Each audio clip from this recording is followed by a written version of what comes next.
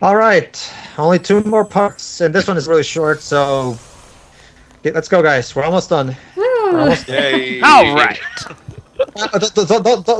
Don't be happy right now, Shiroi, because the finale will hurt. It will hurt. Yes. How long is it? Yes. It's 52 minutes. Well, Oh, if it's so any I take it won't be as fun as that 50 minutes of Final Fantasy VII I just watched. No. Oh yeah, okay. yeah. Did you enjoy that? No, Yes, I did. Save your thoughts for the next part. We'll do. Okay. Yeah. I was just asking if she enjoyed it. But yeah, it's been quite a wild ride with Final Fantasy XIII. That game loves to fuck with our minds. Anyway, yeah, back to this then. Yeah, since this is a crystallized version of whatever the hell they pronounce that stupid name, he's actually much easier to stagger, even though the stagger gauge is still 9999%. Like, why would you even bother? That's another problem I have with the boss we fought in the last part. Like, his stagger gauge is literally impossible to fill. Like, you will never. Yeah, that's his main gimmick. By the time you have to fill it the most, but you cannot be staggered. Even if you purposely remain using the try disaster, eventually kill him before the stagger gauge even reaches it. Yeah, you cannot stagger him. That's the main gimmick of that particular enemy. It's also present in the similar enemy in one of the trials of the Titan gives you on pulse. It's I mean, I love how even the game makes a great example of how completely badly put together this battle system is. 5 stars. Okay, next I think floor. I think Teo's tired by this point. No, again, I just have bad memories with this final dungeon. Don't worry, Teo. Also, I have to say, despite it being original, this as a final dungeon is a bit unimpressive. Kinda. I don't know. Compared to other final dungeons in other Final Fantasy games, this feels a bit Bog standard? Oh wow, you actually managed to get past that. That looked like an inescapable boss for a bit. Yeah. Fortunately, I managed, so let's keep going. So I'm not the only one who feels that this isn't really living up to final level. Wow, you literally walked in between no, I mean, those. it's at least something different because it's a bit different from the usual hallway. It spices things up a bit, not that much anyway, but something. At least it's something. And the design is quite freakishly weird. But again, it doesn't feel like a final dungeon. Pedro, was there any reason that those last 3 mooks or whatever they were just stood? The boss I mentioned the last part that I confused. Since you remember a bit of the series in general, this is this game's version of Tiamat. Yeah. It looks like... Wait a minute, hold on. It looks like a reskin of that mech that... Yep. Yeah, that's still Progla. And here's a bit of another joy. He's immune to all debuffs. So let me get this straight. It's a lazy reskin of the Proud Cloud in this game. Yeah. Basically, the designers got lazy. The designers got lazy by this point. I guess by the time they reached this part of the game, even the designers, even the monster designers themselves were kind of bored by this point. So, whatever. Nobody's gonna give a shit at this point. So, yeah. Anyway, yeah, like Teo said, this guy's immune to debuffs. So basically, the main strategy here is stagger him, then Cerberus. Stagger him, Cerberus. Stagger him, Cerberus. Stagger him, Cerberus. Well, hopefully he's not as annoying as Proudclad was. At least he doesn't heal himself, from what I remember. No, he doesn't. Well, then let's just lay into him. He's still annoying though because he throws a lot of attacks at the same time. That also makes you debuffed, as you can see. And surprisingly, there's another thing that bothers me. Tiamat has always been associated with the wind element, but this fucker throws ice grenades for some reason. Well, look, he's flying. They didn't even tried. Oh, but Teo, look, he's flying. So obviously he must be an air elemental. Ugh. I thought you were going to say Aerith there for a second. Yeah. It's just often some developers like to say, hey, as long as they're flying, they're automatically an air elemental. Sure. Which is kind of silly. And again, it's just like the Proud Cloudy has two phases. One when he goes like a fucking mantis for some reason, and the one where he's flying. The only real difference is that it loves to throw lasers at you. Thankfully, it does not spam them too much like other bosses in the 13 trilogy do. Like, if I recall correctly, it's also been a while since I played it. Omega in Final Fantasy XIII 2 is a bit more spammer with its own lasers. Aha. But by the way, Teo, did you know that lightning is no one's slave?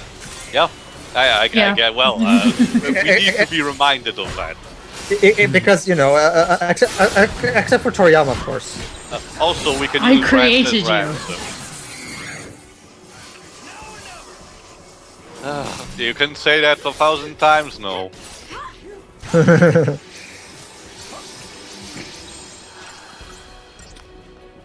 So yeah, fortunately, I actually took the time to grind. Yeah, So even their medical roles, Saz and Snow, I mean, are fairly well done. They have cuirass and everything. So Yeah. Well, thankfully, in order to feel the game mechanics, the medic rolls are at least oh, by the way, Joe, since above average. Okay. Sorry. Yes? No, go ahead and finish too. No, but basically, in order to at least not give you crappy medics, the medic rolls are still somehow decent. So even the most non-magic user, kind of like Snow or Sads, can give you decent healing. Anyway. Okay, Joe, but since there's nothing going on anyway, I might as well give you a warning right now when it comes to my process of recording Lightning Returns. The way Lightning Returns is designed, you cannot complete the game and actually reach a true ending unless you have to beat it at the very least like 3 times. So you can add, because the way Lightning Returns works is you don't level up like normal RPGs. Instead, you have to go out of your way to do side quests to get extra bonus for your stats. Like for example, one side quest will give you like +1 attack and +10 HP. Really? Like That's... Wait, so it's a game where you Yeah, strictly they- raise your for stats through some side reason quests? For some Yes. reason, they decided to use the level up system of Chrono Cross and make it more shittier. For Basically, some reason. basically, Joe, but the only way to complete Lightning Returns is to do various side quests, then go to the play for the game until you eventually cannot take it anymore and lose, and then you'll be able to do a new game plus where you start the game all over again with all the stats you've accumulated, and then keep doing that process over and over until you're strong again to actually beat the game. And how do you...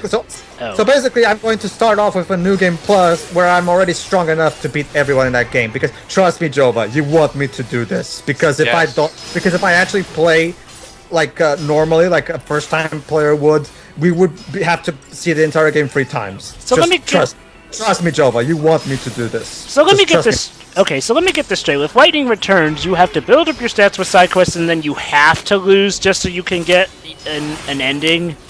Pretty much. Pretty much, yeah. How would that even work? Padding. I'll get into more. Basically, Joe, but the game is trying to basically the game itself, in terms of actual running, actual play time, when you remove the padded shit, it can only be completed in like 10 hours, really. So basically, they decided to make the leveling up a complete mind-numbing padded chore, just for the sake of drawing the game out like mad. So is it like, say, a bad ending if like you try and do it on your first go? It actually did heal itself a bit.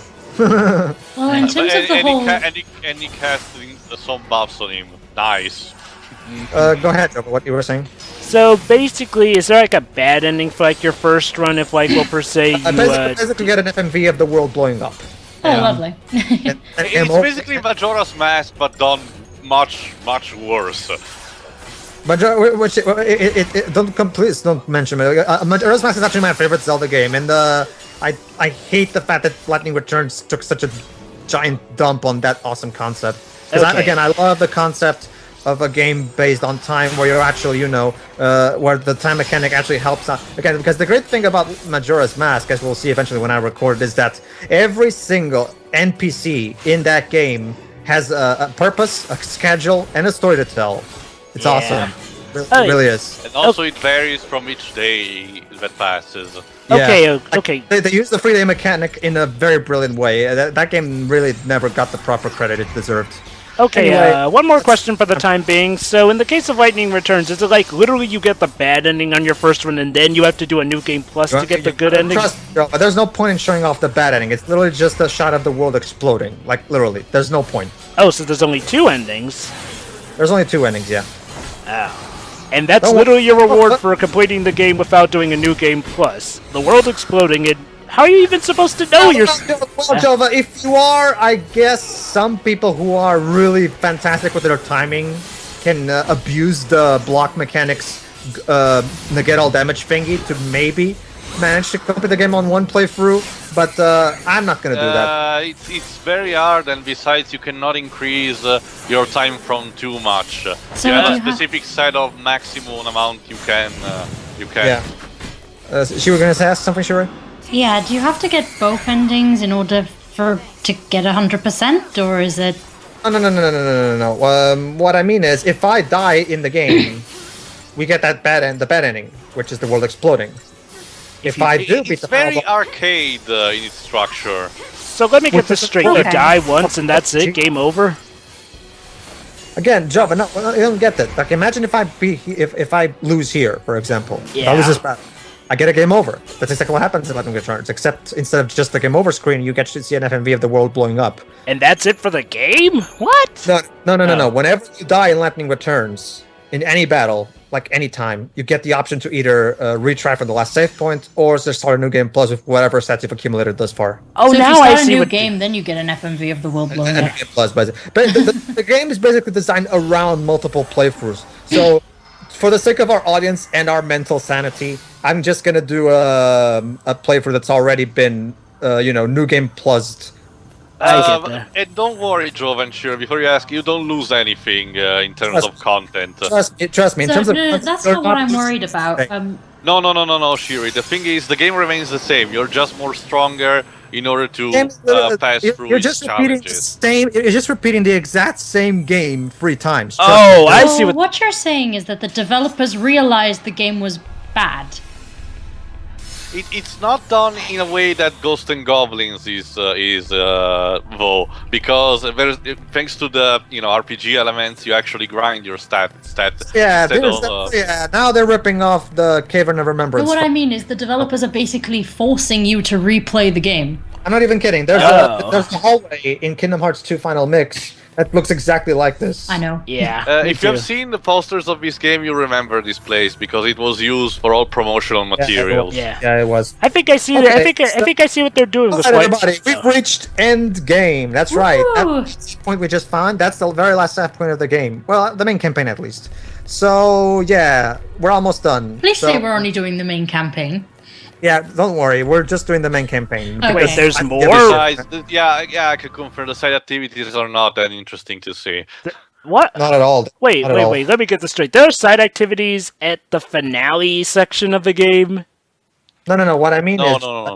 after you complete the boss, you get an extra level of Crystarium, and you get to keep that, and you get to save at the very end after the credits, and then you'll be able to start from the last save point with that same bonus as we got from being the final boss, and then you get to go back to Pulse, so you can do the side the side quests, which again basically amounts to just killing more monsters. I see.